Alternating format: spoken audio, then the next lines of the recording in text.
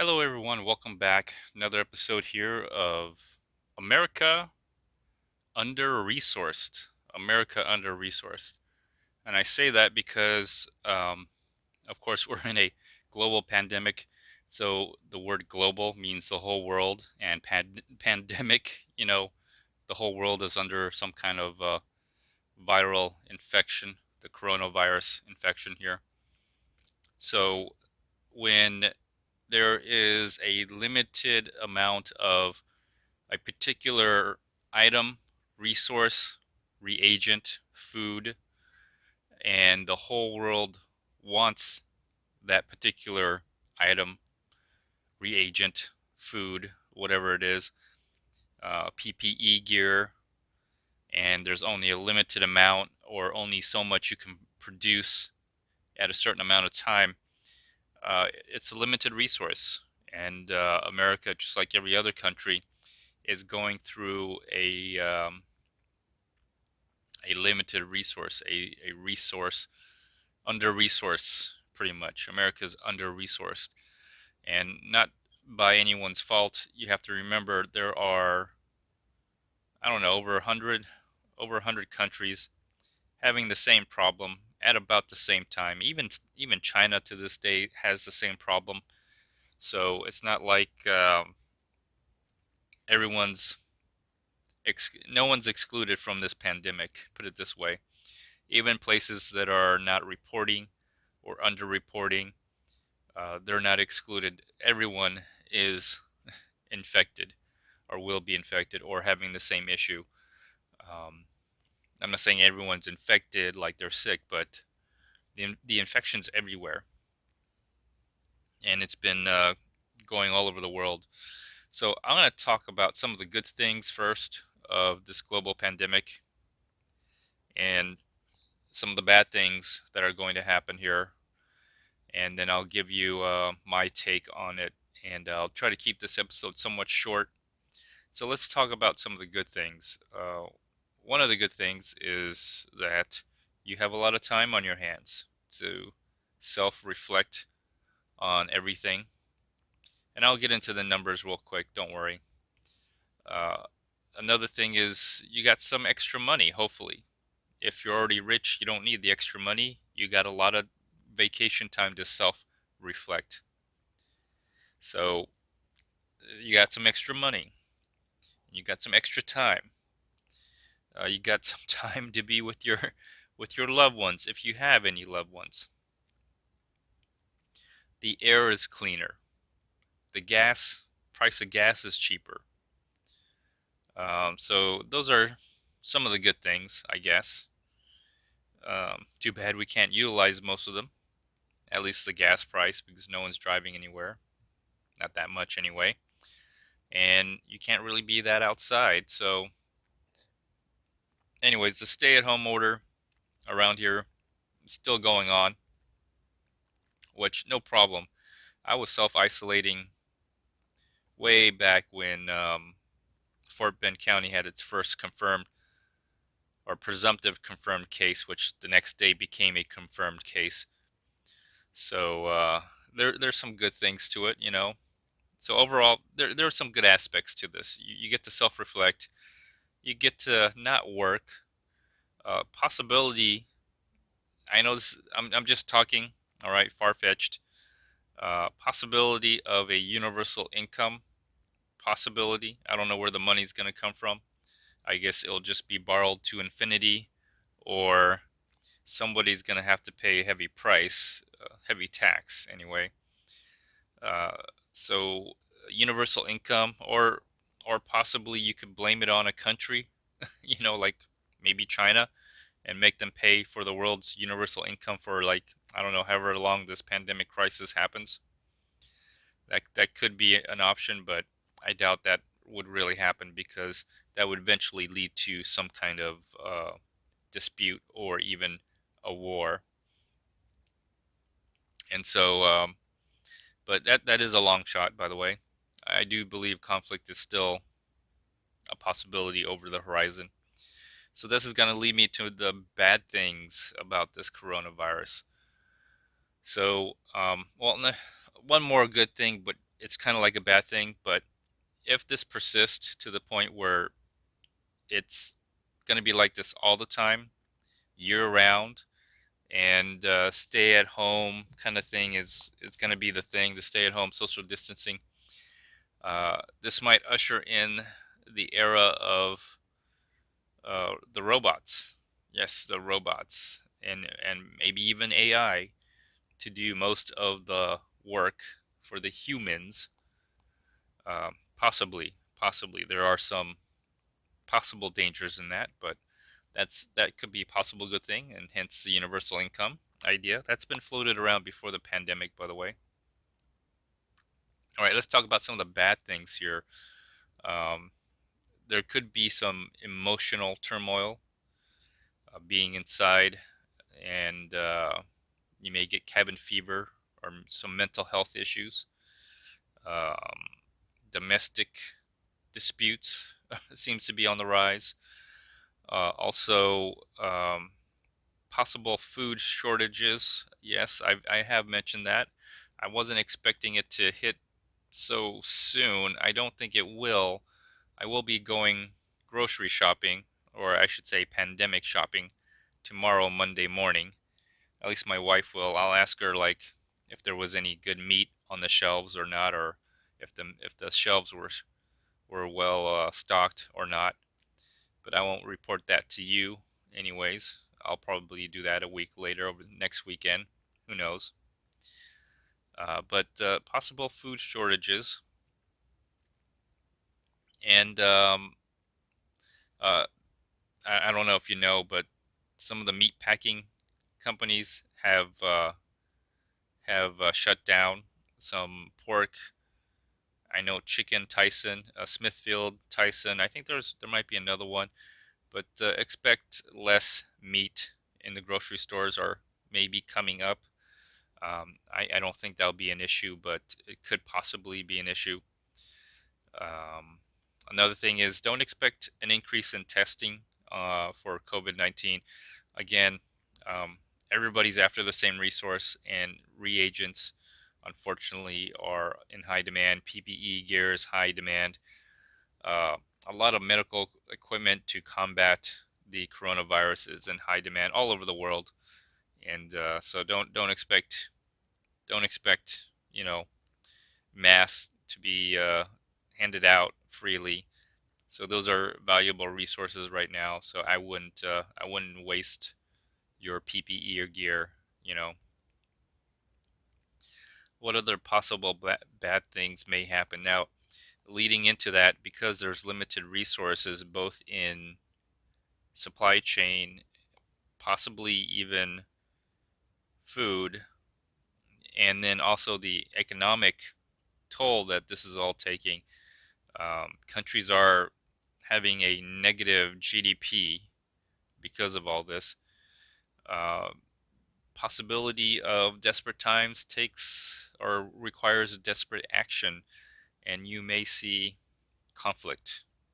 You may see a country, depending on how severe it is, take aggression onto another country to take resources. This is nothing new. This has happened, and this could possibly might happen. Um, Possibly, maybe not right away. Give it maybe a year, depending how long the coronavirus pandemic persists until a vaccine is generated.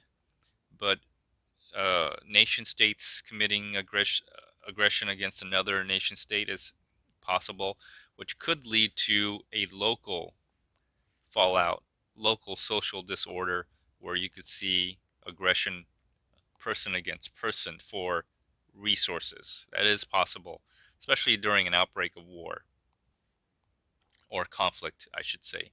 So there are many possibilities that can happen. So there could be a lot of frustration going on, and you could see that in the buildup of the recent protests we've been having here in America. In America, so there are some things, some good and the bad. Okay, um, so what some of the things I'm going to talk about that might happen. that might happen before well, let me just get into the numbers and I'll talk about some of the things that I think will happen here. All right, so let's just get into the numbers real quick. I had to wait. It's April 26, 2020. Updated. This website updated at 10:01 p.m. I'm recording at 10:32 p.m. April 26, 2020. Mainly doing this on the weekends because I have that free time. All right, so let's just take a look at the numbers. Almost a million. Almost a million. And let me see. We've only been in how long have we been recording this? Let me see. It's only since January 22nd. So really, one, two, three, barely into 4 months. Barely 3 months, really. 3 months, and we're into a million, almost million, 965,785 cases with 27,000. Why isn't this thing working? 27,631 cases today, 54,881 death, 1,126 death today. Looking at this graph, looks like there was a spike of almost 36,188 on April 22nd, and it has been going down. This is the 24th, 27th. This is still the 24th. It doesn't show the 25th. Let me see, what day is this? Okay, it does give me today's date. So today is 27,000. So looks like it is peaking, and I think it was New York had 10,000 cases yesterday. Apparently, it's showing 5,902 cases. So I don't know what to say. Numbers are going up, numbers are going down. I'm not sure where the numbers are coming from, whether they're coming from the epicenter or coming from these other areas that are like, starting to pick up, or you have many number of states starting to gradually grow in numbers. A slow burn kind of a situation. Anyways, I am in Texas here, so I will be looking at my front yard, figuring out what to do. But there you go, there's the numbers here. So let's go over, should I go over locally? I probably won't go over too much locally. I'm just going to talk about, okay, so I'll just go over the national numbers. I think over the weekend, not too much is going on. So here's what I think that will happen, okay, in the short term. I think testing will not improve, okay. You'll have the test there. Testing will be made available. In my personal opinion, if you're not sick or you don't suspect you are sick or you don't think you have the virus, the coronavirus, don't bother to get tested, all right? There is a limited resource to take the test. Let the people who need to take the test take the test. Hopefully, antibody testing will be available, but it may not be as soon as we think. As far as reopening, I think, I, I think, I think at first, people will try to reopen. Okay. The downside is, I think it will also lead to more outbreaks. Um, just the nature of how the virus works, it spreads from person to person, not person to, well, possibly inanimate object through fomite. But the point is, if you're not near a person who's infected, what are your chances of getting infected? Zero. So you want to stay that way. You want to limit contact with anybody. So I think the way we do things will be different. We'll definitely be wearing a lot of masks. We will definitely be social distancing and working out of the house if possible. The only people who are going to go to work are the essential workers. In other words, people who actually do the manual labor to basically do the physical work to get things done. So construction work, labor work, those are the people who are going to probably still have a place to go. Other than that, I think if you have a job that doesn't, you're not doing a physical job that you can work out of the house, you're probably better off staying at home. Okay. And as far as going out, I think the economy is going to tank. I think the economy may do just as much damage as the coronavirus itself. Um, you're looking at people trying to feed themselves. You're looking at people trying to pay off cars. That may not be possible if they're not getting an income. I think over 22 million now. It's a lot. I think there's over 25 million people who have filed for unemployment, and some of those people have not even received money. I am fortunate that, I guess, I don't know how you could say it. Am I fortunate or unfortunate? I don't work, so it hasn't affected me. And my wife is still working and working out of the house, so she's still getting paid. So our finances have not changed. School is still out. So when school returns, that's when you know this pandemic is over. Until then, I would anticipate this pandemic to be going on for a while. I would take it serious until school returns, until kids are able to go back to school. Just consider everything to be in a pandemic mode. Okay. Be careful because self-preservation is going to take hold. This is not a prank. This is not a hoax. When I go around the neighborhood, I see people wearing masks, face coverings. I also see a lot of people staying at home. I see a lot of cars in the driveways and in the streets, which would normally be empty. I know because when I don't work, so when I ride my bike, it's pretty empty out here. Cars are everywhere in the driveway, in the parking lot.